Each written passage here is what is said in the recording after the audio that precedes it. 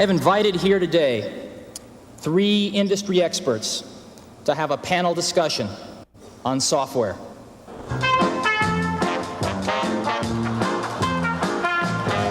And now, ladies and gentlemen, the Macintosh Software Dating Game.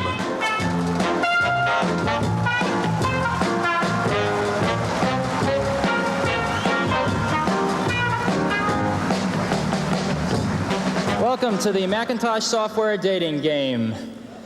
Software CEOs, could I please ask you to introduce yourselves? Hi, I'm Fred Gibbons, President of Software Publishing Corporation.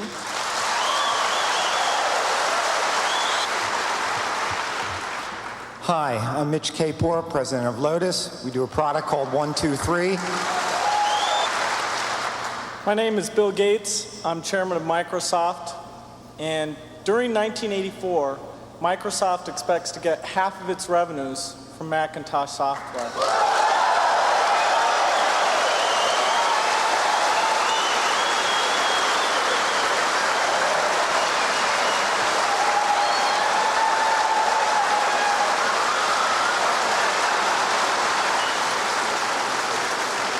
Software magnate number 3. When was your first date with Macintosh? We've been working with the Mac for almost 2 years now, and we put some of our really good people on it. Software CEO number 3. Will Macintosh be the 3rd industry standard? Well, to create a new standard, it takes something that's not just a little bit different. It takes something that's really new and really captures people's imagination. And the Macintosh, of all the machines I've ever seen, is the only one that meets that standard.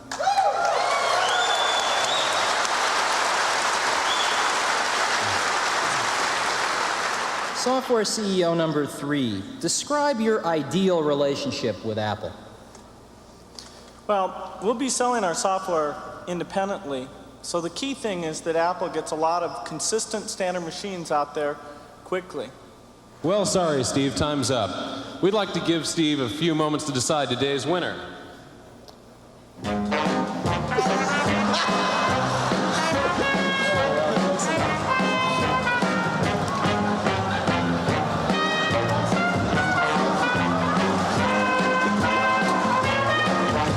Okay, Steve, who's the winner? Apple's are red, IBM's blue. If Mac's going to be the 3rd milestone, I need all of you.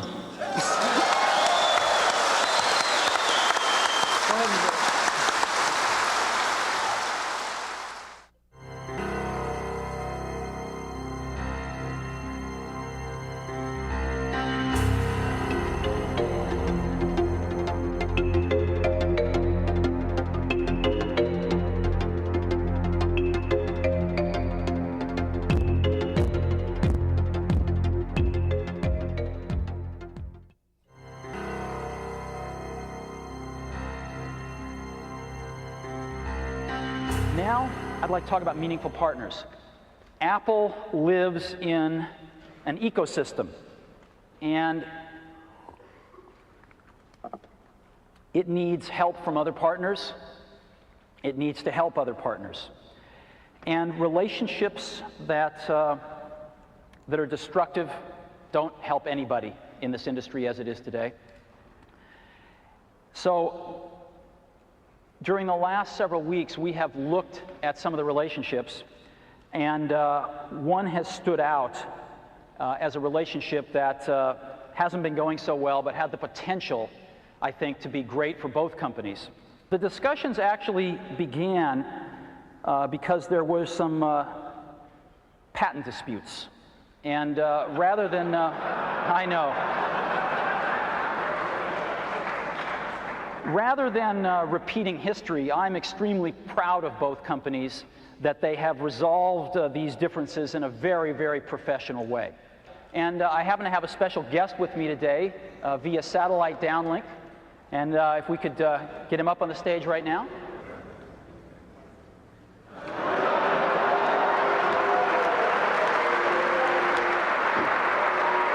Some of the most exciting work that I've done in my career has been the work that I've done with Steve on the Macintosh. Whether it's the first introduction or doing products like Mac Excel. These have been major milestones. We're very excited about the new release we're building. This is called Mac Office 98. We do expect to get it out by the end of this year. And I think it's going to really set a new benchmark for doing a good job with performance and exploiting unique Mac features. In many ways, it's more advanced than what we've done on the Windows platform.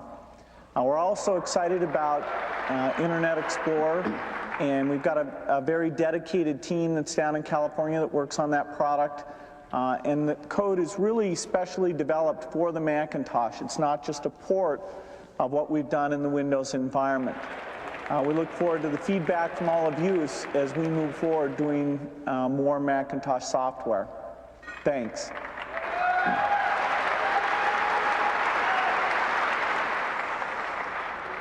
The era of setting this up as a competition between Apple and Microsoft is over as far as I'm concerned. This is about getting Apple healthy, and this is about Apple being able to make incredibly great contributions to the industry to get healthy and prosper again. So thank you all for coming. I look forward to hearing the grilling in the chair tonight and in the days to follow.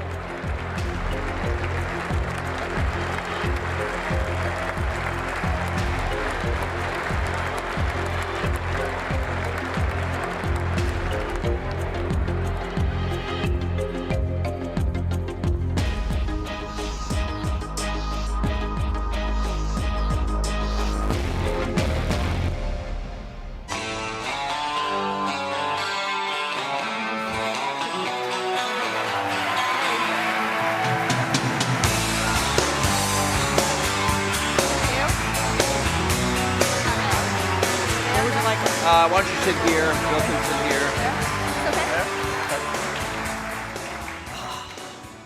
Well, thank you. Before we get started, I think there were some pioneers. Of course, we have the pioneers here on stage, but there were some other really important pioneers in the video we just saw, and a couple of them are here in the audience. So, Mitch Kapor, who is a regular at D, could you just stand up and wherever you are? There he is.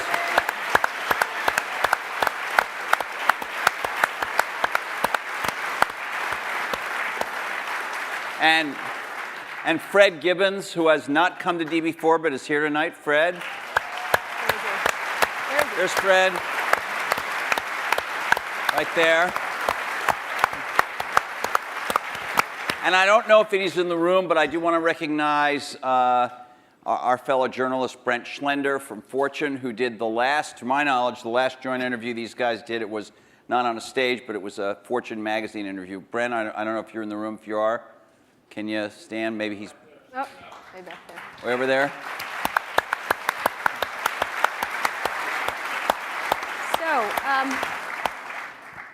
So let's get started. I wanted to ask, there's been a lot of like mano-a-mano catfight kind of thing in a lot of the blogs and the press and stuff like that. And we wanted to, the first question I kind of was interested in asking is what you think each has contributed to the computer and technology industry, starting with you, Steve, for Bill, and vice versa.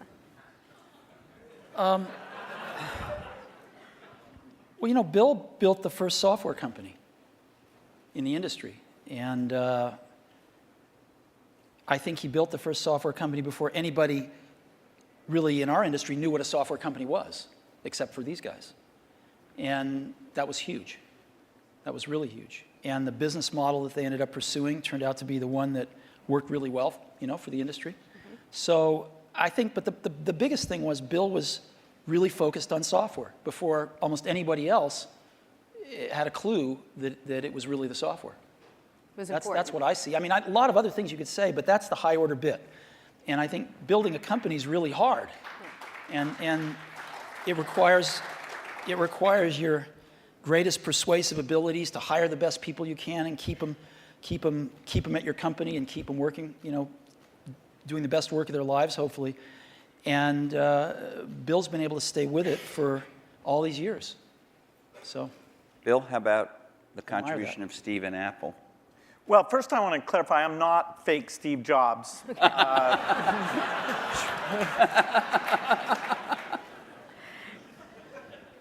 what Steve's done is quite phenomenal. You know, if you look back to 1977, that Apple II computer, the idea that it would be a mass market machine, you know, the bet that was made there by Apple uniquely, there were other people with products, but the idea that this could be an incredible, empowering phenomena, Apple pursued that dream.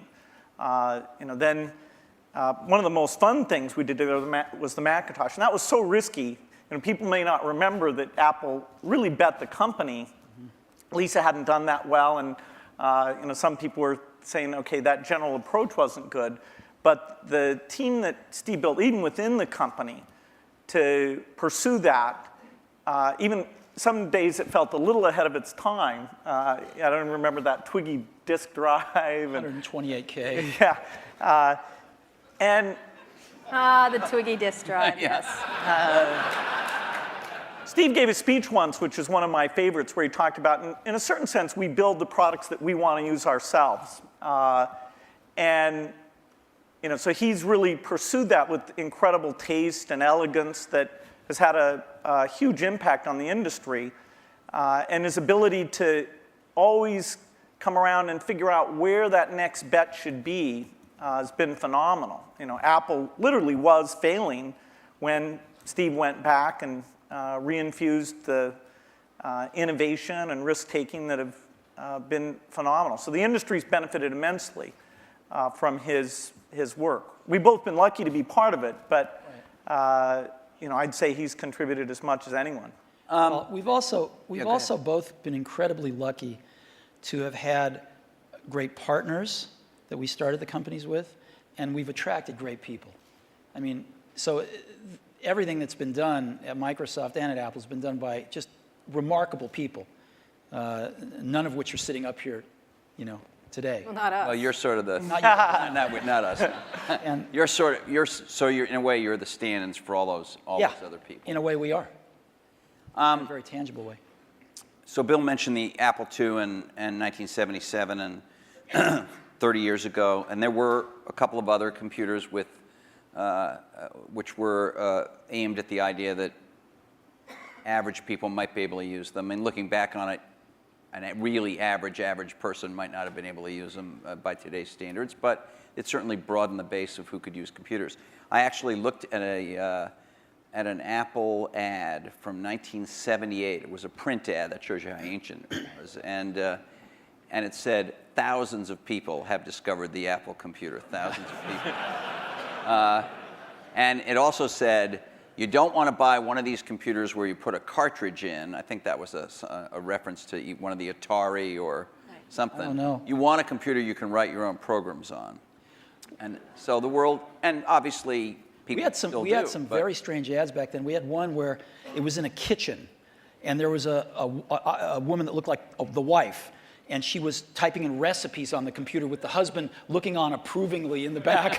Yeah. Stuff like that. Yeah, how did that work for you? I don't think well. So, but just think back to, I know that you started Microsoft prior to 1977. I think Apple started the year before in 76. Microsoft in 74 was when we started writing 75. the basic. And then, then we did shipped the basic in 75. Okay. Most people, some people here, but I don't think most people know that there was actually some Microsoft software in that Apple II computer. Do you want to talk about what happened there, or how that occurred? Yeah, there'd been the Altair and a few other companies, actually about 24, that had done various machines. But the 77 group included the PET, TRS-80, Commodore. and Commodore PET, TRS-80, and the Apple II. The original Apple II BASIC, the integer BASIC, we had nothing to do with. But then there was a floating point one where, and I mostly worked with Woz on that. Let me tell this story. So my partner, we started out with this guy named Steve Wozniak, brilliant guy. He writes this BASIC that is like the best BASIC on the planet. It does stuff that no other BASIC's ever done. You don't have to run it to find your error messages. It finds them when you type it in and stuff. It's perfect in every way, except for one thing, which is it's just fixed point, right? It's not floating point. And so getting a lot of input that people want this BASIC to be floating point. And like we're begging Woz, please, please make this floating point. Who's we? How many people are in Apple? Well, me. Yeah. We're begging Woz to make this floating point, and he just never does it. You know, and he wrote it by hand on paper. I mean, you know, he didn't have an assembler or anything to write it with. It was all just written on paper, and he'd type it in. He just never got around to making a floating point. Why? Well, this is one of the mysteries of life. I don't know, but he never did. And so, you know, Microsoft had this very popular, really good floating point BASIC that we ended up going to them and saying, help. And how much was the, I think you were telling us earlier? That was $31,000. That Apple paid you for that. the floating point BASIC. And I flew out to Apple. I spent 2 days there getting the cassette. The cassette tapes were the main ways that people stored things at the time. Right. And, you know, that was fun. I think the most fun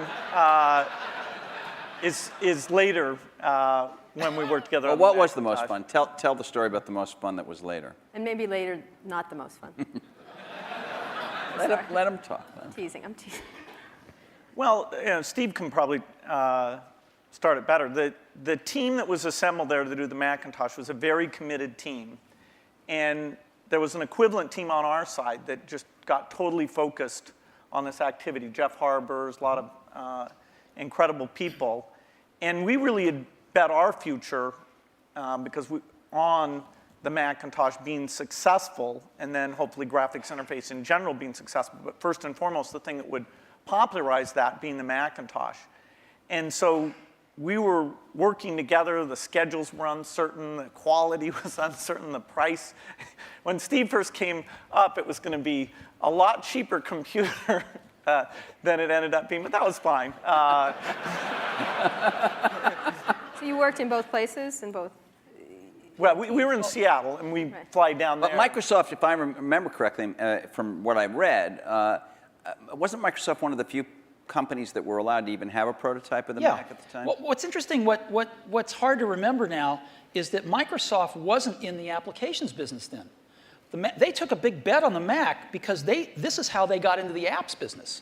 I mean, Lotus dominated the apps business on the PC back then. Right, we had done just Multiplan, which was a hit on the Apple II.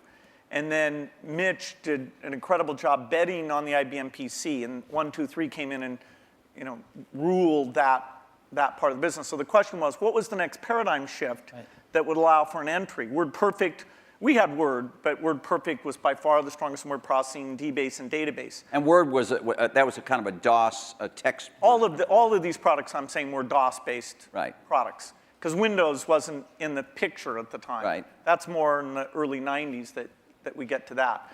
And so we made this bet that the paradigm shift would be graphics interface, and in particular that the Macintosh would make that happen with 128K of memory, 22K of which was for the screen buffer, 14K was for the operating system. So it was 14K. Yeah, 14K. Yeah. The original Mac operating system was 14K. 14K that we had to have loaded when our software ran. So when the shell would come up, it had all the 128K. The OS was bigger than 14K. It was in the 20s somewhere. I see. So when we ship these computers now with, you know, a gigabyte, 2 gigabytes of memory, and nobody remembers. 128K. I remember that. I remember paying a lot of money for computers with 128K in those days. So the two companies worked closely on the Mac project because you were maybe not the only, but the principal or one of the principal software creators for it, right? Is that right? Well, Apple did the Mac itself, but we got Bill and his team involved to write these applications. And we were doing a few apps ourselves. We did Mac Paint and Mac Draw and stuff like that. But Bill and his team did some great work. Now, in terms of moving forward, after you left and your company grew more and more strong, what did you think was going to happen to Apple after sort of the disasters that occurred after Steve left? Well, Apple's fate hung in the balance. We continued to do Macintosh software, and you know, Excel, which Steve and I introduced together in New York City. That was kind of a fun event. That went on and did very well. But then, you know, Apple just wasn't differentiating itself well enough from the higher volume platform. And meaning Windows, right? I mean, DOS and Windows. Okay, but especially Windows in the 90s began to take off. By 1995, Windows became popular. The big debate wasn't sort of Mac versus Windows. The big debate was character mode interface versus graphics mode interface. And when the 386 came and we got more memory and the speed was adequate and some development tools came along, that paradigm bet on GUI paid off for everybody who'd gotten in early and said, you know, this is the way that's going to go. But so Apple wasn't able to leverage its products. After the 512K Mac was done, the product line just didn't evolve as fast. Steve wasn't there, as it needed to. And we were actually negotiating a deal to invest and make some commitments and things with Gil Amelio. And no, seriously. And Don't be mean. Don't be mean to him. I'm sorry? Just saying the word Gil Amelio, you can see him just. And so I was calling him up on the weekend and all this stuff. And next thing I knew, Steve called me up and said, don't worry about that negotiation with Gil Amelio. You can just talk to me now. And I said, wow. Gil was a nice guy, but he had a saying. He said, Apple is like a ship with a hole in the bottom, leaking water. And my job is to get the ship pointed in the right direction.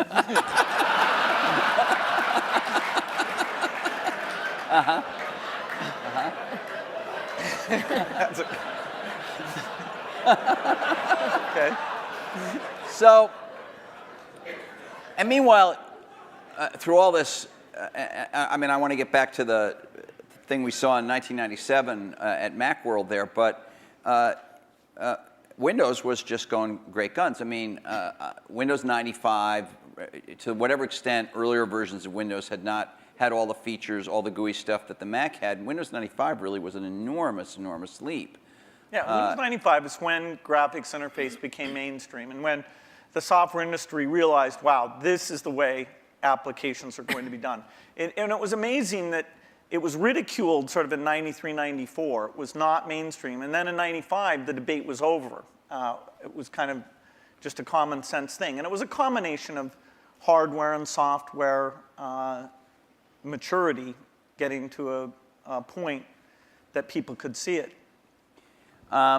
So I don't want to go through every detail, the whole history of how you came back, but Thank you. You had, but you in that video we all saw, you said you had decided that it was destructive to have this competition with Microsoft. Now, obviously, Apple was in a lot of trouble, and I presume that there was some tactical or strategic reason for that, as well as just wanting to be a nice guy, right? I mean, you know, Apple was in very serious trouble, and what was really clear was that if the game was a zero-sum game where for Apple to win, Microsoft had to lose, then Apple was going to lose. But that's, a lot of people's heads were still in that place. Why was that from your perspective? Well, a lot of people's heads were in that place at Apple, and even in the customer base, because, you know, Apple had invented a lot of this stuff, and Microsoft was being successful, and Apple wasn't, and there was jealousy and this and that. There was just a lot of reasons for it that don't matter. But the net result of it was there were too many people at Apple and in the Apple ecosystem playing the game of, for Apple to win, Microsoft has to lose.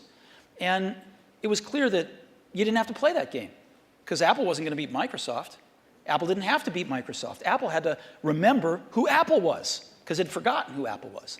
And so to me, it was pretty essential to break that paradigm. And it was also important that, you know, Microsoft was the biggest software developer outside of Apple developing for the Mac. And so, you know, it was just crazy what was happening at that time. And Apple was very weak. And so I called Bill up and we tried to patch things up. Yeah, and since that time, we've had a team that's fairly dedicated to doing the Mac applications. And they've always been treated kind of in a unique way so that they can have a pretty special relationship with Apple. And that's worked out very well. In fact, every couple years or so, there's been something new that we've been able to do on the Mac. And we have it's a great business for us. And it's actually, the relationship between the Mac development team at Microsoft and Apple is a great relationship. It's one of our best developer relationships.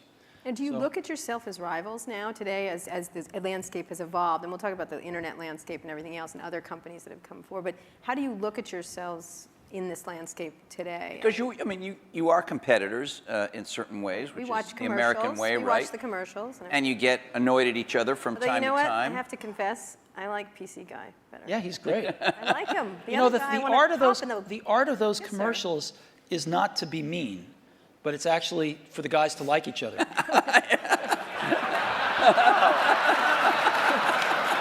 Thanks. PC Guy is great. I like He's got a big heart. His mother loves him. His mother loves I'm him. telling you. I like PC Guy totally much better. Wow. I do. I don't know why. He's endearing. The other guy's a PC Guy's what jackass. makes it all work, actually. Yeah. All right. It's worth thinking about. So how do you look at yourselves? Let me just ask you, Bill. You obviously, Microsoft is a much larger company. You're in many more markets, many more types of products than Apple is. When you were running the company, or when Steve Ballmer is running the company, you think obviously about Google. You think about, I don't know, Linux in the enterprise. You think about lots of, Sony in the game area. How often is Apple on your radar screen at Microsoft in a business sense? Well, they're on the radar screen as an opportunity, and in a few cases like the Zune, that if you go over to that group, they think of Apple as a competitor. They love the fact that Apple's created a gigantic market, and they're going to try and come in and contribute something to that. And we love them because they're all customers.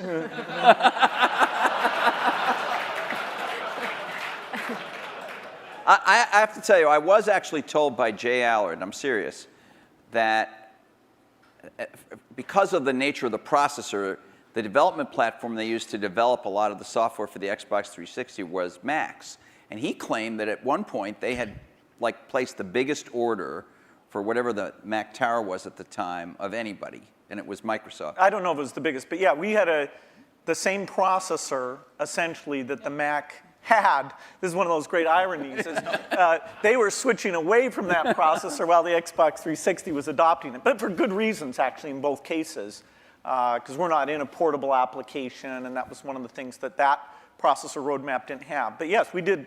It shows pragmatism, but we try and do things that way. So that was the development system for the early people getting their software ready for the introduction of Xbox 360. And we never ran an ad on that. I see. Admirable restraint. That's wonderful. There were hundreds of them. Steve is so known for his restraint.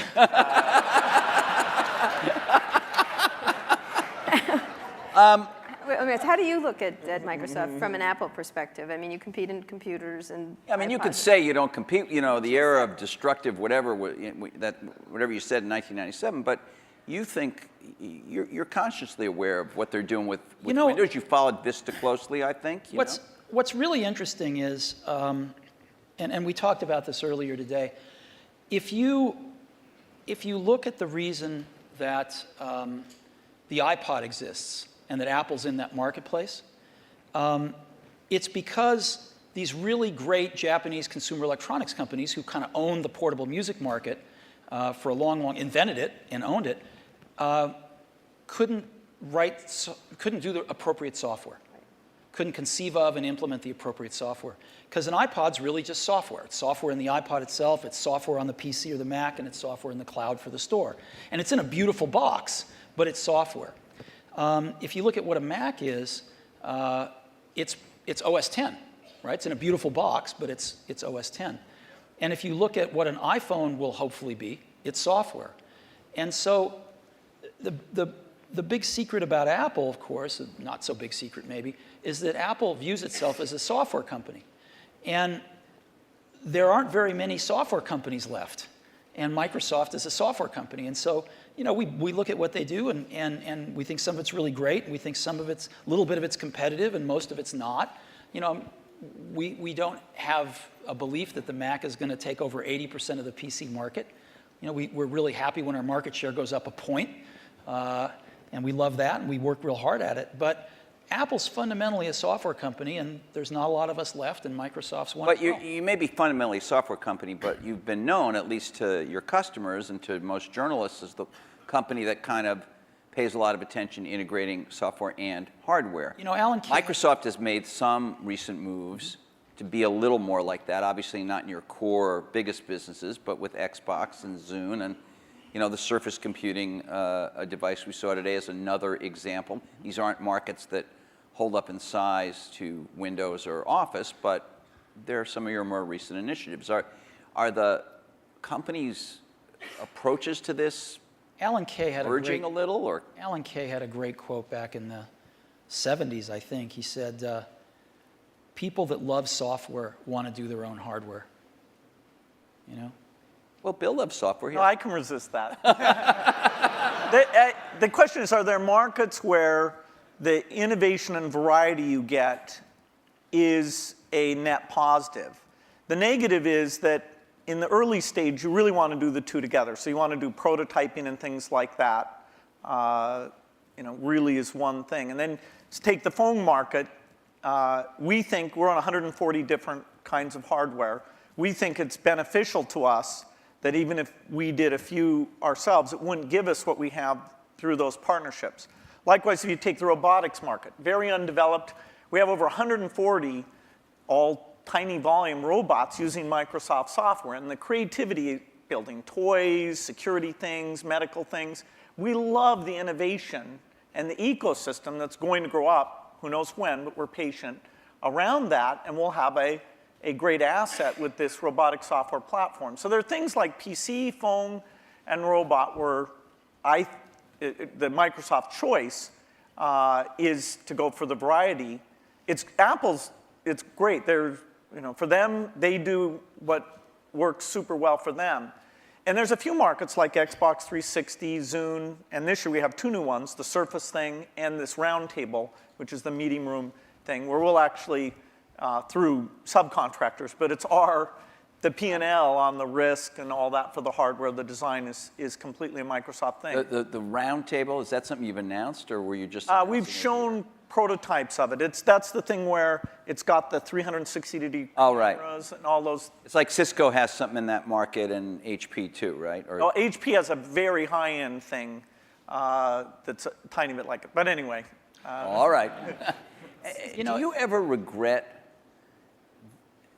was there something you might have wanted to do differently? And maybe you feel like this happened after you left Apple. Something you might have done differently where you could have had a much bigger market share for the Mac? Well, before I answer that, let me make a comment on Bill's answer there, which is, it's very interesting in the consumer market and the enterprise market. They're very different spaces. And in the consumer market, at least, I think one can make a pretty strong case that outside of Windows on PCs, it's hard to see other examples of the software and hardware being decoupled working super well yet. It might in the phone space over time. It might. But it's not clear. It's not clear. You can see a lot more examples of the hardware-software coupling working well. And so I think this is one of the reasons we all come to work every day, is because nobody knows the answer to some of these questions, and we'll find out over the coming years. Maybe both will work fine. Yeah, and I think maybe they won't.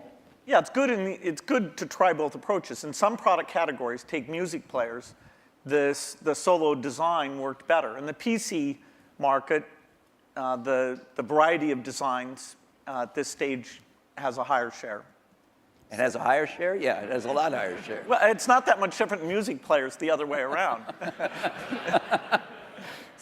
Is there some moment you feel like I should have done this or Apple should have done that and we could have had? You stuck to this idea of these hardware-software integration, and it's working very well now. There's a lot of things that happened that I'm sure I could have done better when I was at Apple the first time, and a lot of things that happened after I left that I thought were wrong turns, but it doesn't matter.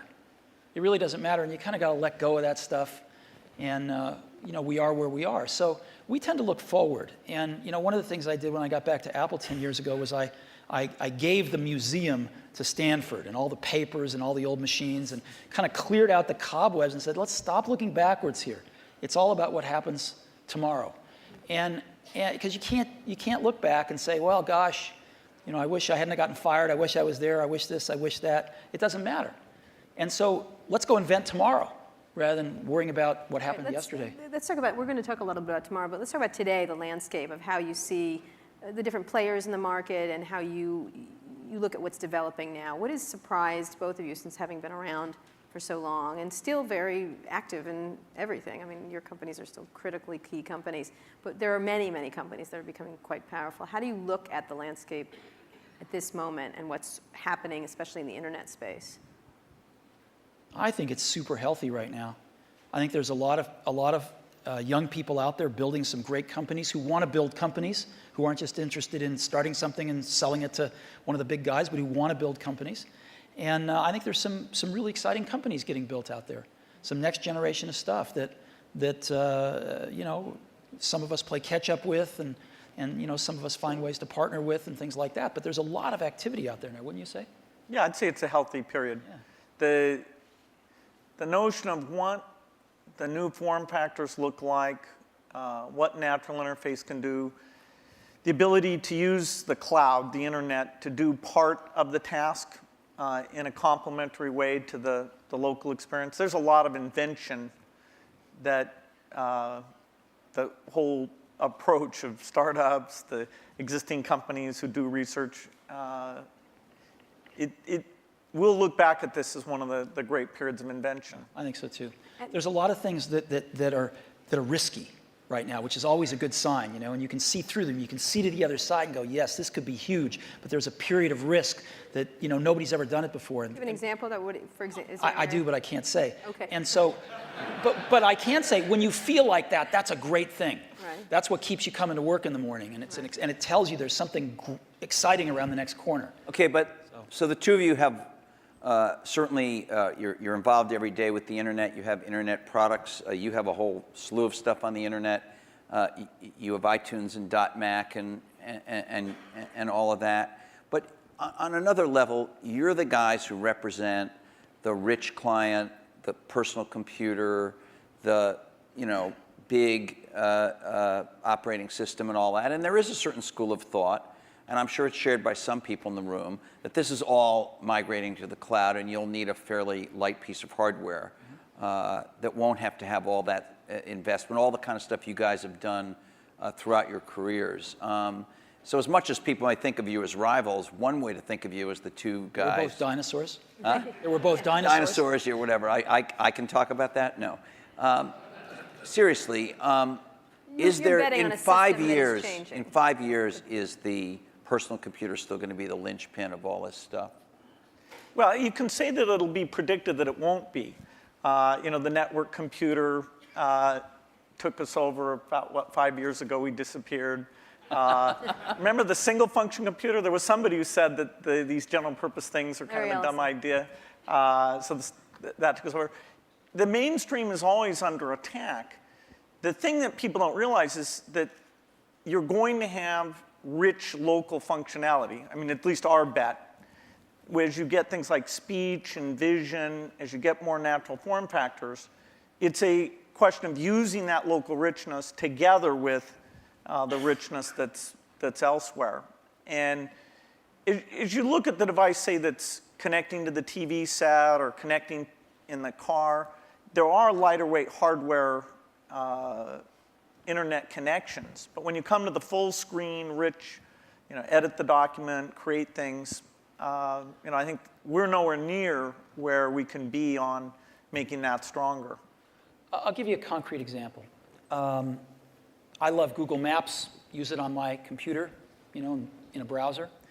But when we were doing the iPhone, we thought, wouldn't it be great to have maps on the iPhone? And so we called up Google, and they'd done a few client apps in Java on some phones, and they had an API that we worked with them a little on. And we ended up writing a client app for those APIs. They would provide the back-end service. And the app we were able to write, since we're pretty reasonable at writing apps, blows away any Google Maps client. Just blows it away. Same set of data coming off the server, but the experience you have using it is unbelievable. It's way better than the computer. And just in a completely different league than what they'd put on phones before. And that client is the result of a lot of technology on the client, that client application. So when we show it to them, they're just blown away by how good it is. And you can't do that stuff in a browser.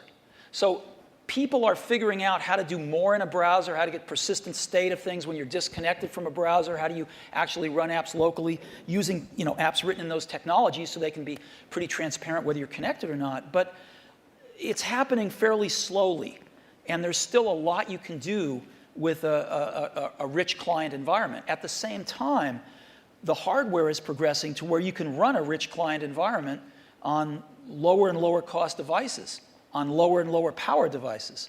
And so there's some pretty cool things you can do with clients. So okay, so you're saying rich clients still matter, but maybe I misunderstood you, but your example was about a rich client that is not a personal computer as we have thought of a personal computer. What I'm trying to say is I think the marriage of some really great client apps with some really great cloud services is incredibly powerful, and right now can be way more powerful than just having a browser on the client. You're talking about a software company being a software and services company rather than a... I'm saying the marriage of these services plus a more sophisticated client is a very powerful marriage.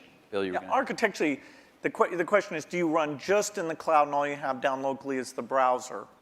And that is the same question for the phone as it is for the full screen device. There'll always be different screen sizes because these are, the 5-inch screen does not really compete with the 20-inch screen, does not compete with the big living room screen. Those are things that there'll be some type of computing behind all of those things, all connected to the internet. But the idea that locally you have the responsiveness of immediate interaction without the latency or bandwidth limitations that you get if you try and do it all behind, that's what leads to the right balance. What does that device look like in 5 years? What would be your principal device? Is there one or? Is it a, I think you use, I could be wrong, I think you carry a tablet. Right. Right. Which has not necessarily stormed the world yet. Yeah, this is like Windows 1992. I think. That is, I'm unrepentant on my belief. Okay, but to go back to Kara's point, what would you each imagine that you would carry as your principal, let's say, thing to do? I mean, the Jeff web Hawkins and showed a very lightweight email device and all that kind of stuff. Yeah, I don't know if you guys saw, but Jeff Hawkins showed a Linux-based, a very small, I think he called it a companion to a smartphone today. A phone companion. It sounded a little naughty, frankly. It doesn't matter, you weren't there, but what would you think each would be? I assume you carry a tablet PC. I don't know what brand it is. Maybe you change them up. I don't know. You obviously carry a MacBook Pro, I would guess, or a MacBook. Yeah, well, and an iPhone. And an iPhone. You have one? I do. Right here? Yes. Well, he has one. He took it out before. Really? He flashed his iPhone earlier today. Anyway, go ahead. So what is your device? What's your device in 5 years that you rely on the most?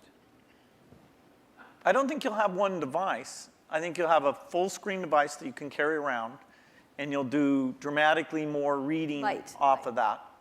Yeah, I mean, I believe in the tablet form factor.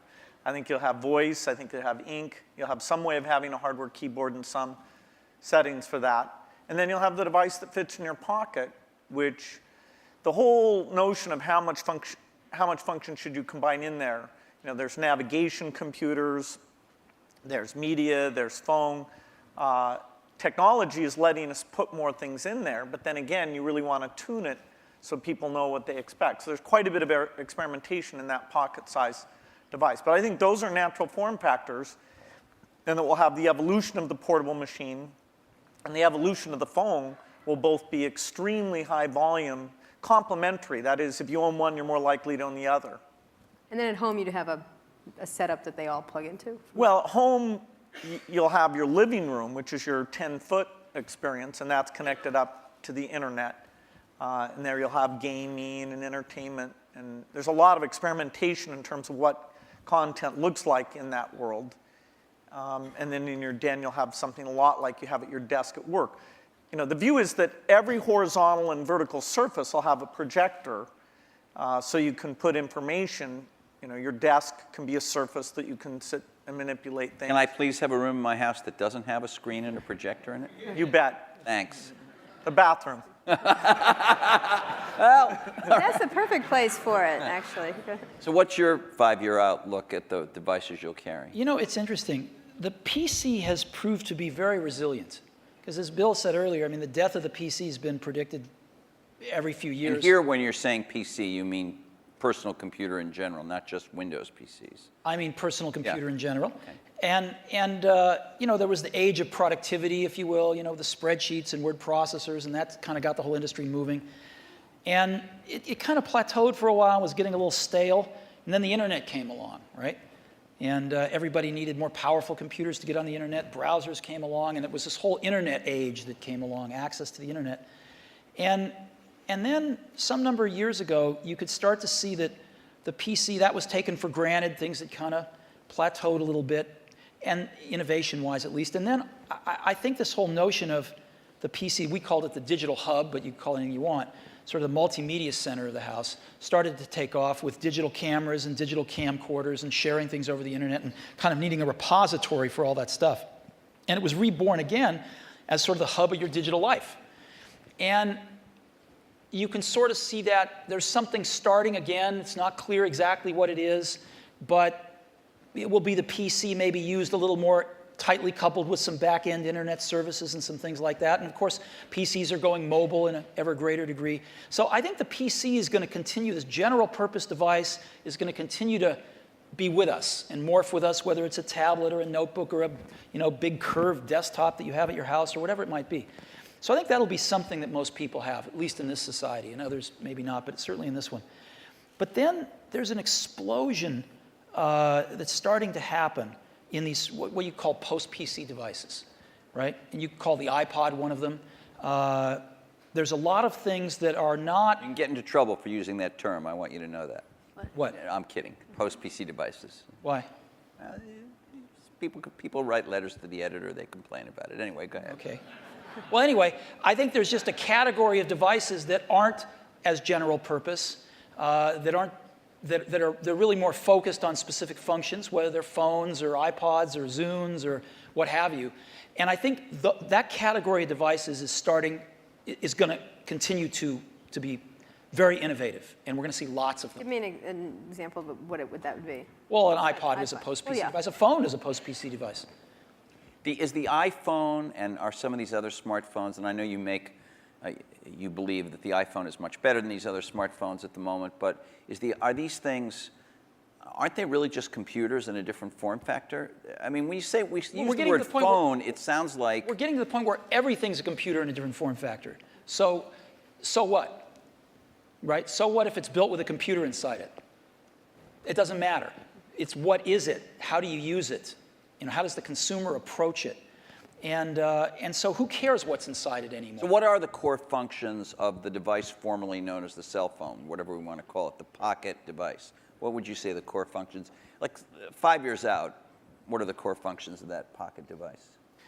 How quickly all these things that have been somewhat specialized, the navigation device, the digital wallet, the phone, the camera, the video camera, how quickly those all come together, it's hard to chart out. But eventually, you'll be able to make something that has the capability to do every one of those things. And yet, given the small size, you still won't want to edit your homework or edit a movie on the screen of that size. And so you'll have something else that lets you do the reading and editing and those things. Now, if we could ever get a screen that would just roll out like a scroll, then you might be able to have the device that did everything. Well, in the very first D conference, we had these guys from E-Ink here. Yeah. I'm sure you've both talked to them. They were talking about that. That was 5 years ago. It's always 5 years out. Do you? Yes, we can't. There's some advances in projection technology that are more likely to deliver it, I think, than the flexible material guys. But it's not even on the horizon, no matter which of the two approaches Any kind our of percentage. quality. We have some Microsoft research people who work on that, and there's a lot of investment, but it's at least in the 5-year time frame. You, 5 years from now, what's going to be on that pocket device? I don't know. And the reason I don't know is because I wouldn't have thought that there would have been maps on it 5 years ago. But something comes along, gets really popular, people love it, get used to it, you want it on there. So people are inventing things constantly, and I think the art of it is balancing what's on there and what's not on there, is the editing function. And clearly, most things you carry with you are communications devices. You want to do some entertainment with them as well, but they're primarily communications devices, and that's what they're going to be. Outside of the computing area, what are the exciting areas in the internet space at all that you're looking at that you find that's interesting to each of your companies and in general for you?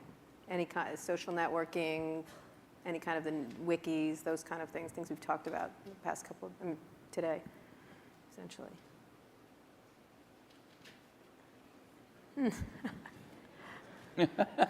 You know, we're working on some things that I can't talk about. Again. Again, yeah. But there used Very to be, beautiful. There used to be a saying, isn't it at It's going Apple? to blow us away, though, Blow us when away. you can't talk. Wow, it's great. There used to be a saying at Apple, isn't it funny a ship that leaks from the top? So, That's kind of like a sweater without sleeves is a vest. I don't get that. that was what they used to say about me when I was in my 20s. Okay. There's a zillion interesting things going on the internet. The most interesting things to me are these incredible new services that people are bringing up. And Surrounding entertainment or? there's a lot of them surrounding entertainment, but there's a lot of them that have to do with just sort of figuring out how to navigate through life a little more efficiently. And I think, it's really great when you show somebody something and you don't have to convince them they have a problem that this solves. They know they have a problem. You can show them something, they go, oh my God, I need this. And I think you're going to see a lot of things like that happen over the next year or two. Do you, you obviously have a very large internet business with iTunes, and you sell a lot of stuff on in the Apple Store.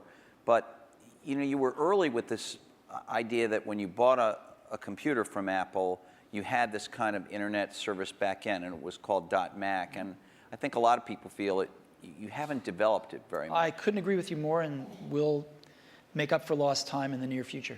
And in your case, you obviously have huge things like Hotmail, for instance, which is, I guess, and Windows Messenger, which are both widely used, and I don't even know how many users. A gazillion.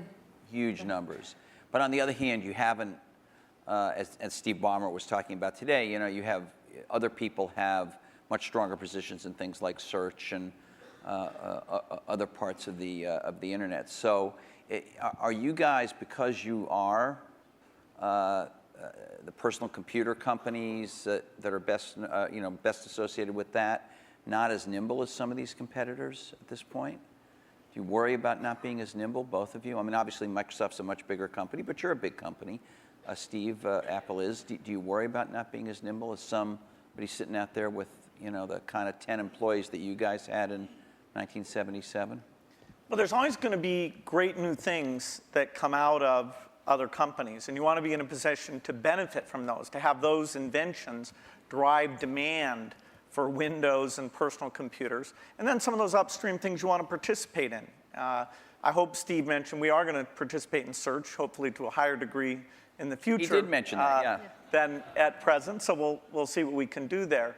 A lot of the applications are more specialized, so they're not areas we'll go into. Take what can happen with education now, that video is mainstream, and all these tools that let you do rich interactions are very mainstream. I'm very excited about that. The idea of empowerment goes back to the very beginning of our industry, and some of those dreams that this would be used by students or that teachers could get better and learn from each other in these new ways. We're just at the threshold where some of those things can happen. And yes, our companies can contribute to that, but as a whole, it's the ecosystem jumping on and building on each other where you can finally say, finally technology did something for education. See, I look at this a little bit differently, which is we're not trying to do a lot of this stuff because it's not what we do. We don't think one company can do everything. So you've got to partner with people that are really good at stuff. Like, we're not, I mean, maybe Microsoft is great at search. We're not. We're not trying to be great at search. So we partner with people that are great at search. And we don't know how to do maps on the back end. We know how to do the best maps client in the world, but we don't know how to do the back end. So we partner with people that know how to do the back end. And what we want to do is be that consumer's device and that consumer's experience wrapped around all this information and things we can deliver to them in a wonderful user interface, in a coherent product. And so in some cases, we have to do more work than others. In the case of iTunes, there wasn't a music delivery service that was any good, and we had to do one, so we'll do one. But in other cases, there's companies doing a way better job because we're not as good at this stuff as other people are, and we'd love to partner with them. And so, we selectively do that. And I think it's really hard for one company to do everything. Let's talk about Life's entertainment. complex. You're both in the entertainment world. Entertainment is important to both your companies. For yours, music right now, and as you get into Apple TV, Microsoft has been within the Hollywood area. Where do you see that going in the era of YouTube? We've had a couple of network people here talking about changes that are happening in Hollywood and everything else. What is happening now to entertainment delivery, and where do you all play? Because you'll be the delivery mechanism in one way or the other for most people.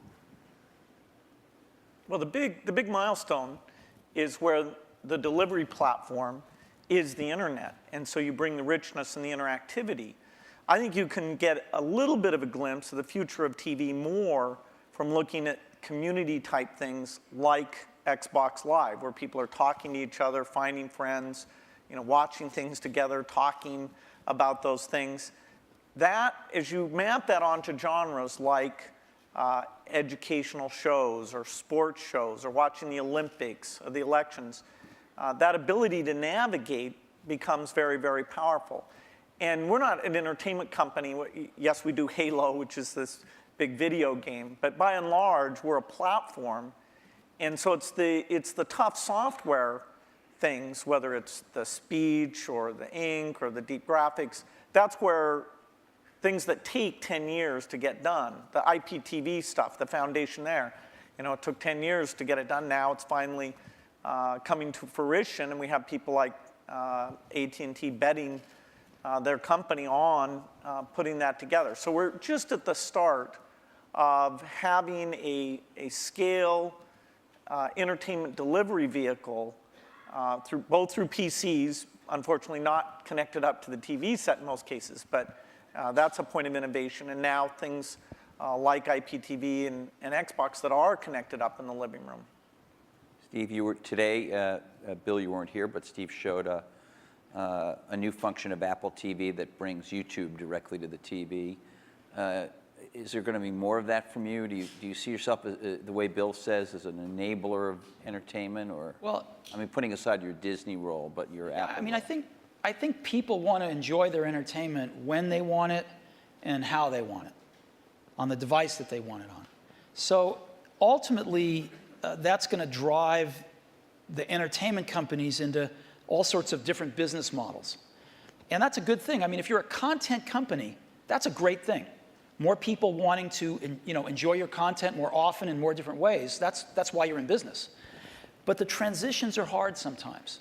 And the music industry, it turned out that the internet got fast enough to download songs pretty easily. There was no legal alternatives, and maybe they made some bad choices in how they reacted to that. But they're still trying to make the transition to a very different way of doing business or ways of doing business while they're under attack from piracy. And we can all highlight some of the mistakes that have been made, but still, it's a tough job. And Hollywood, I think, has watched what's happened in music, learned some things to do, some things not to do. But they're still trying to map this out. How do they make some of these transitions, some new business models, different platforms, allowing their customers way more freedom on when they want to watch stuff and how they want to watch it. And I think there's a tremendous amount of experimentation and thought going on that's going to be good, that's going to be really good, if you're a content owner. Can I ask about the user interface of the personal computer for a minute? Vista has just come out, which is your best version of Windows you've done, has some UI improvements in it. You're about to do yet another version of the Mac OS called Leopard in the fall, which, from what you've shown publicly, at least so far, has some improvements. But fundamentally, these are still the kind of file icon, folder icon, drop-down menu. I know I'm minimizing. There's a lot of other things. There's gadgets and widgets and all kinds of other cool things in there now. But you can see that it's still all built on what you started with, what Xerox did research on. Is there in the offing in the next 4 or 5 years, is it possible there's a new paradigm for organizing the user interface of the personal computer? Let's leave cell phones and things out for a minute, but just the personal computer, Bill. One of the things that's been anticipated for a long time is when 3D comes into that interface. And there was a lot of experimentation, sites on the internet where you'd kind of walk around and meet people. But in fact, the richness, the speed, it just didn't sustain itself. Now we're starting to see with some of the mapping stuff, a few of the sites, that the quality of that graphics, the tools and things are getting to the point where 3D can really come in. So I definitely say that when you go to a store, bookstore, you'll be able to see the books lined up, the way you might be interested in, or lined up the way they are in the real store. So 3D is a way of organizing things, particularly as we're getting much more media information on the computer, a lot more choices, a lot more navigation than we've ever had before. And we can take that into this communications world where the PC is playing a much more central role, kind of taking over what was the PBX, sort of one of the last mainframes in the business environment. That'll be a big change that'll come to it. And as we get natural input, that'll cause a change. And what about this multi-touch stuff? It's really interesting. Obviously, Steve showed some of it on the iPhone when he introduced the iPhone. Steve Ballmer today showed a bunch of it with the Surface computing device. It happens, although it's not part of our program, that HP, which is a sponsor of this conference, has a multi-touch sort of display over here out in the foyer. Will this make its way into... That Minority Report, this kind of thing. Yeah, will this make its way into, maybe you call it direct manipulation of objects with your hands and your fingers. Will this make its way into mainstream, let's say, laptop computers as a new UI or an additional part of the UI, or is that just a but go beyond the laptop. Specialized devices? Vision, software is doing vision. And so, imagine a game machine where you just can pick up the bat and swing it, or the tennis racket and swing it. Yeah, we have one of those. No, that's not it. You can't pick up your tennis racket I see what you mean. and swing it. Right. You can't sit there with your friends and do those natural things. That's a 3D positional device. This is video recognition. This is a camera seeing what's going on. And in a meeting, like you're on a video conference, you don't know who's speaking when they're audio only, things like that. The camera will be ubiquitous. Now, of course, we have to design it in a way that people's expectations about privacy are handled appropriately. But software can do vision, and it can do it very, very inexpensively. And that means this stuff becomes pervasive. You don't just talk about it being in a laptop device. You talk about it being part of the meeting room or the living room or... But on the laptop, the way that, and maybe I'm wrong, maybe this is what we have is great and we don't need any new big radical change. But when I turn on my laptop, whether it's my Vista laptop or my Mac laptop, it's there have been improvements, but it's a lot like it was 10 years ago. It's much better. The graphics are better and all that. You talked about that radical change. You have the mouse. For both your companies. You have the icons you move around. You have and you talked about what a big gamble it was in '84 to do that and then follow on with Windows. We still essentially have that approach, and I'm just wondering, is that going to change? Touch, ink, speech, vision, those things come in, but they don't come in as a radical substitute. I think you're also underestimating the degree of evolution because you've lived with it year by year. Say we'd sent you away for 10 years and you came back and you said, wow, there's a search paradigm, and that's more at the center of how you find these things. There's tagging, that's more at the center of how you find these things. There's the evolution is a very good thing. In fact, even in that evolution, the stuff we did with Office, there's this balance you strike where when you make a change, in that case the ribbon, you're going to have some users who feel like, oh, geez, I have to spend a little bit time to be brought along to that. But there has been good evolution. But these natural interface things are the revolutionary change, and they'll be very revolutionary. That together with the 3D that I talked about. Steve? I know you're working on something. It's going to be beautiful. We'll see it soon. Yeah, and you can't talk about it, but Bill discusses all his secret plans. You don't discuss any of them. I know, it's not fair, but it's, I think the question is a very simple one, which is, how much of the really revolutionary things people are going to do in the next 5 years are done on the PCs, or how much of it is really focused on the post-PC devices? And there's a real temptation to focus it on the post-PC devices because it's a clean slate, and because there are more focused devices, and because they don't have the legacy of these zillions of apps that have to run in zillions of markets. And so I think there's going to be tremendous revolution in the experiences of the post-PC devices. And the question is how much to do in the PCs. And I'm sure Microsoft is. We're working on some really cool stuff, but some of it has to be tempered a little bit, because you do have these tens of millions in our case, or hundreds of millions in Bill's case, users that are familiar with something that they don't want a car with 6 wheels. They like the car with 4 wheels. They don't want to drive with a joystick. They like the steering wheel. And so, you have to, as Bill was saying, in some cases you have to augment what exists there, and in some cases you can replace things. But I think the radical rethinking of things is going to happen in a lot of these post-PC devices. I'm going to ask a more personal question. We have just a minute before we're going to open up for questions. What's the greatest, I'm not going to call this the Barbara Walters moment and ask you what tree you'd like to be, but You would love to be Barbara Walters, let me just tell you. No, I would not. What's the greatest misunderstanding? Ding, right. But thank you, Steve. About your relationship. I mean, you're obviously going to go down in history as history books already said kind of thing. But what's the greatest misunderstanding between you and your relationship and about each other? What would you say would be this idea of catfight, this idea of which one of the many? We've kept our marriage secret for over a decade now.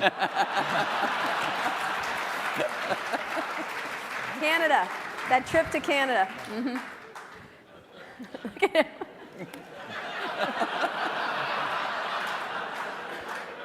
Was there? I don't think either of us have anything to complain about in general. And I know that the projects, like the Mac project, was just an incredible thing, a fun thing where we were taking a risk. We did look a lot younger in that video. We did. You looked 12 in the first one. That's how I try and look. He was 12. But no, it's been fun to work together. And I actually kind of miss some of the people aren't around anymore. People come and go in this industry. It's nice when somebody sticks around and have some context of all the things that have worked and not worked. And the industry gets all crazy about some new thing. There's always this paradigm of the company that's successful is going to go away and stuff like that. It's nice to have people who've seen the waves and waves of that, and yet been willing when it counted to take the risk to bring in something new. Has it been important? One last question, and then we'll go to the audience. He didn't answer us because he just said this. I have an answer. He only talked about his secret gay marriage. So. I thought that was your answer. No, that wasn't my answer. When Bill and I first met each other and worked together in the early days, generally we were both the youngest guys in the room, right? Individually or together. I'm about 6 months older than he is, but roughly the same age. And now, when we're working at our respective companies, I don't know about you, but I'm the oldest guy in the room most of the time. And that's why I love being here. And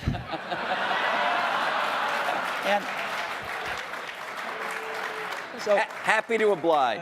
Happy to oblige. And you know, I think of most things in life as either a Bob Dylan or a Beatles song. But there's that one line in that one Beatles song, you and I have memories longer than the road that stretches out ahead. And that's clearly true here. Well, you know what? I think we should end it there. Let's just end it there. I'm having a little tear right here. Thank you. Thank you very much. Thank you so much. Sure. Thank you. Thank you.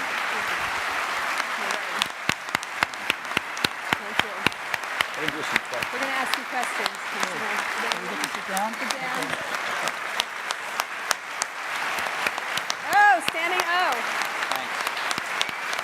Have we ever had a standing O here? No. I don't know. The toilet. No.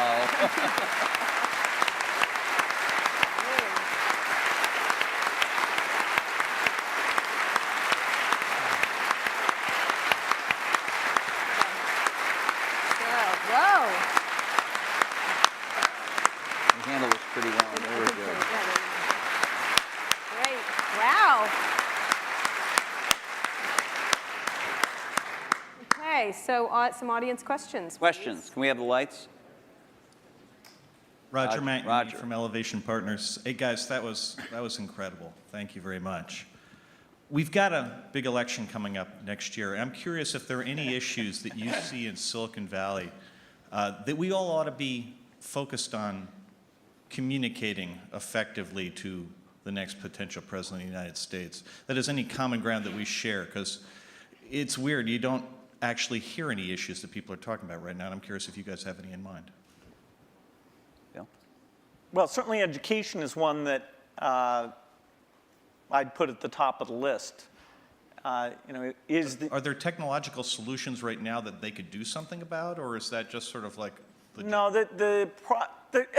technology is going to be helpful and more, but the way that teachers are measured and made excellent, the way that the high schools are designed, the expectations they have, it's not just a pure technology thing. It's more an institutional practice where the opportunity is. And you know, there should be a lot of debate about the different ways of doing that.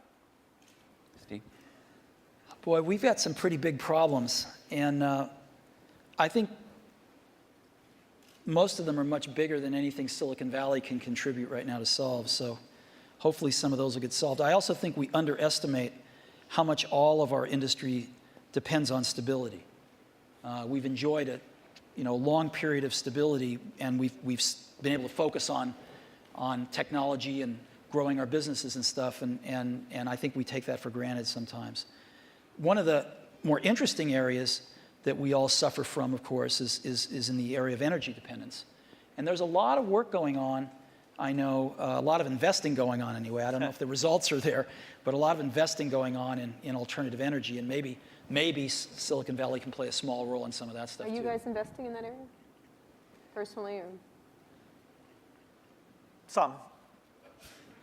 Which might be a lot. Go ahead. And you? Exactly. $1 billion here or there. Steve? Steve, Are you investing in that area? No. Or just a Prius? Okay. Or something like Yeah, that. just appreciating it. Over there? Hi, Don Eklund, Sony Pictures. My question is really, at what point is there too much diversity? It was talked about a few times in the discussion, the fact that now microprocessors are very low cost, memory's low cost, software is ubiquitous.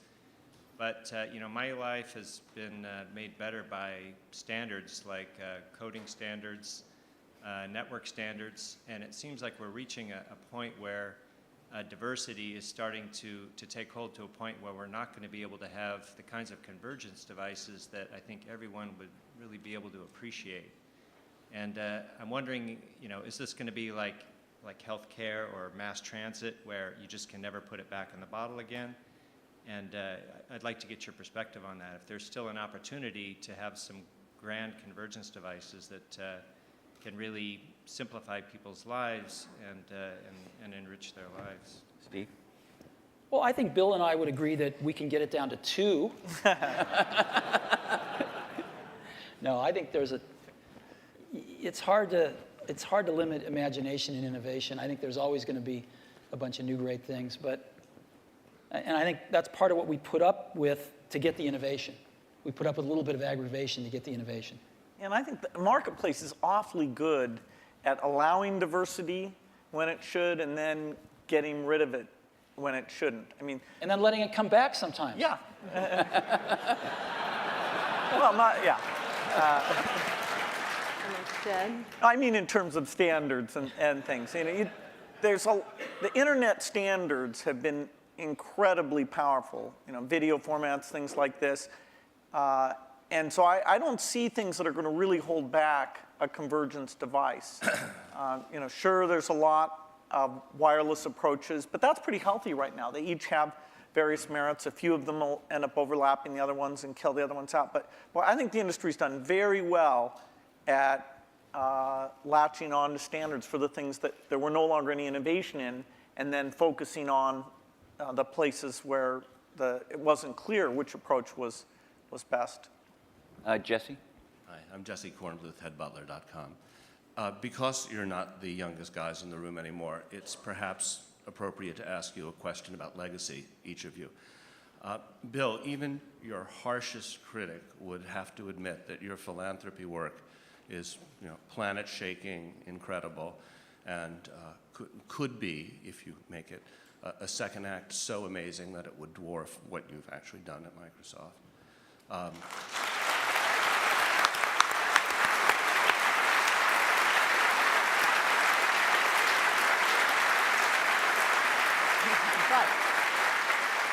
If you had to choose a legacy, what would it be? And Steve, do you look at Bill and you think, gee, that guy is so lucky. He had a company so rich with talent that he didn't have to personally, you know, come in every day and save it. And, you know, I wish I had the opportunity.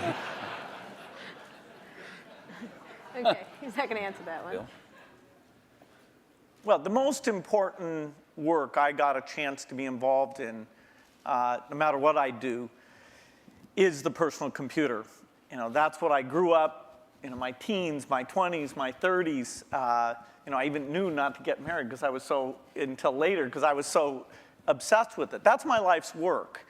And it's lucky for me that some of the skills and resources, but I'd put skills first, that I was able to develop through those experiences can be applied to the benefit of the people who haven't had technology, including medicine, working for them. So it's an incredible blessing to have two things like that. But the thing that if you look inside my brain, it's filled with software and, you know, the magic of software and a belief in software.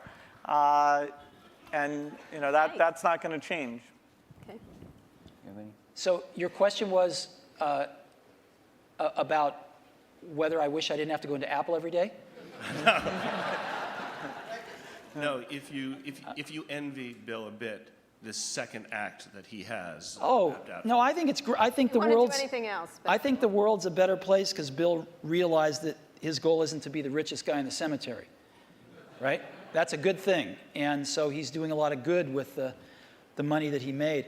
You know, I'm sure Bill was like me in this way. I mean, I grew up fairly middle class, lower middle class, and I never really cared much about money. And Apple was so successful early on in life that I was very lucky that I didn't have to care about money then. And so I've been able to focus on work and then later on my family. And I sort of look at us as two of the luckiest guys on the planet because we found what we loved to do and we were at the right place at the right time. And we've gotten to go to work every day with super bright people for 30 years and do what we love doing. And so it's hard to be happier than that. You know, your family and that. What more can you ask for? And so I don't think about legacy much. I just think about being able to get up every day and go in and hang around these great people and hopefully create something that other people will love as much as we do. And if we can do that, that's great. I think the middle. Yeah. Thanks, Steve and Bill. Rob Kelly. I'm here with my business partner, We've got a 100-person internet media business. I'm wondering what would be the single most valuable piece of advice you'd give us to even attempt to create some of the value that you guys have done in both your very impressive companies. Well, I think actually, maybe in both cases, correct me if I'm wrong, the excitement wasn't really seeing the economic value. Even when we wrote down at Microsoft in 1975, a computer on every desk and at every home, we didn't realize, oh, and we'll have to be a big company. Every time I thought, oh God, can we double in size? Geez, can you manage that many people? Will that feel fun still? And so every doubling was like, okay, this is the last one. And so the economic thing wasn't at the forefront. The idea of being at the forefront and seeing new things and things we wanted to do, and being able to bring in different people who are fun to work with, eventually with a pretty broad set of skills, and figuring out how to get those people, those broad skills, to work well together has been one of the greatest challenges. I've made more of my mistakes in that area maybe than anywhere, but eventually getting some of those teams to work very well together. So it's, I think it's a lot about the people and the passion, and it's amazing that the business worked out the way that it did. Yeah. People say you have to have a lot of passion for what you're doing, and it's totally true. And the reason is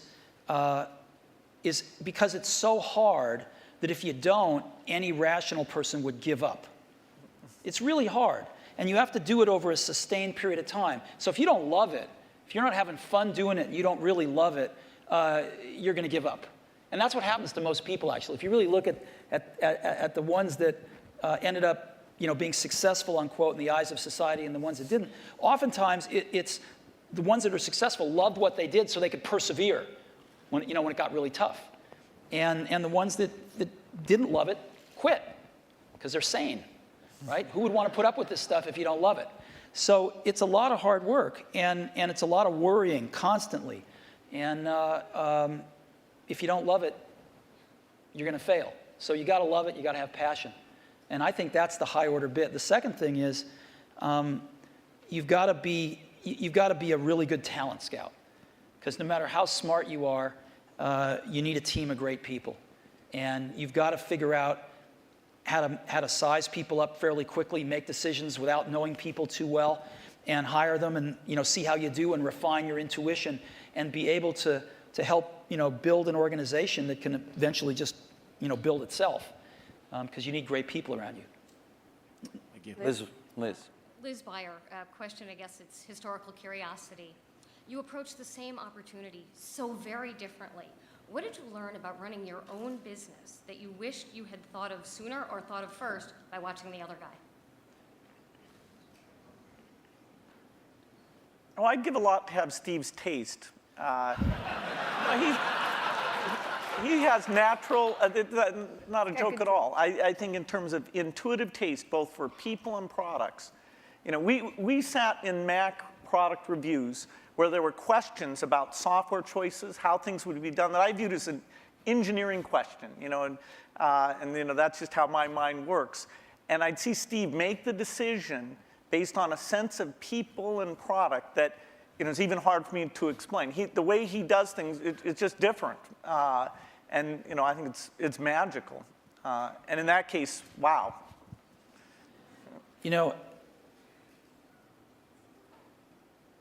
Because Woz and I started the company based on doing the whole banana, we weren't so good at partnering with people.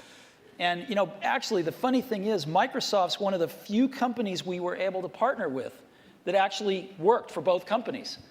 And we weren't so good at that, as where Bill and Microsoft were really good at it, because they didn't make the whole thing in the early days. And they learned how to partner with people really well. And I think if Apple could have had a little more of that in its DNA, it would have served it extremely well. And I don't think Apple learned that until, a few decades later. Last question. Oh, is there? This over here. I'm sorry, over here. Yeah, hi, Charlie Brenner from Fidelity Investments. In our financial services industry, we are focusing very strongly on aging and retiring baby boomers, a huge demographic. We're not that old. Oh, no, I wasn't. The question is different from what it sounds like it's going to be. But most of the innovation that we see coming from computer and internet companies is kind of youth-oriented. And I'm just wondering if there are activities going on in your companies acknowledging what's going to be happening generationally. Not true. I'll give you one example. So we started building in video cameras into almost all our computers a few years ago. And the response by people of all ages, but in particular seniors, has been off the charts. Because they're buying these things now, and they're buying them for their grandkids, their sons and daughters with their grandkids, so they can stay in touch with their grandkids, and they're video conferencing more than younger people are. And it's incredible what this has done. So that's just one simple example, but there's like dozens of them that have clicked with seniors that are living independently that want to stay in touch with extended families and do other things like that. Yeah, I think that it's a very good point when you look at the size of the market. And that's partly why it's great that there are all these companies out there who can see, okay, what would you do for seniors? I think natural user interface is particularly applicable here because the keyboard, we're sort of warped in that we grew up using the keyboard, and so it's extremely natural to us. But things like, and that's partly why when we showed the Surface computer, I showed it privately to a bunch of CEOs a couple weeks ago. I was kind of stunned by how blown away they were. But their ease of navigation is just not the same. And when they saw that, the idea that they could organize their photo album, it meant more to them than it did to me. I'll give you another example. We've got a little shy of 200 retail stores now. And one of the things the stores are doing is personal training now. It's called one-to-one. And we are up to now a run rate of 1 million personal training sessions. They last an hour per year. 1 million per year. You only started a little while ago, right? Yeah. We started about a year ago. And we're up to 1 million training sessions a year run rate now. And a lot of those folks, some of them anyway, many of them are seniors.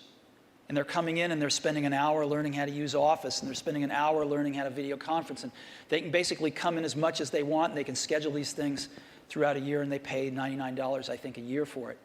And it's been great.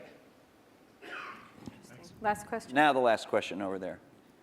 We all share a common science fiction experience of the metaverse or the Matrix, where we all could communicate without being in the same place. And by the way, thank you both for providing us the best platform so far to go to chat rooms or to all go to a MySpace. It's a far cry from these things that we see on Star Trek or the holodeck.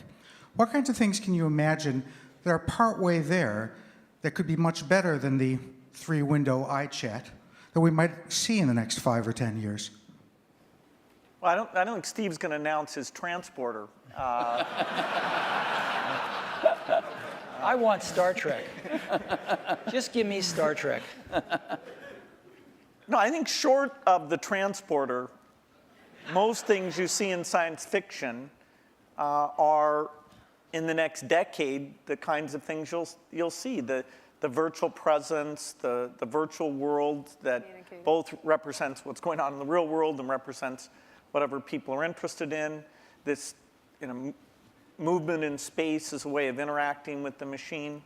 I think the deep investments that have been made at the research level will pay off with these things in the next 10 years. Steve? I don't know.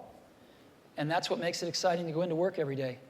Because there's, as we talked about earlier, this is an extraordinarily exciting time in the industry. And lots of new stuff happening. So, I can't even begin to think of what it's going to be like 10 years from now. Great. Thank you so much. No, thank you so much. Thank you so much. It's great.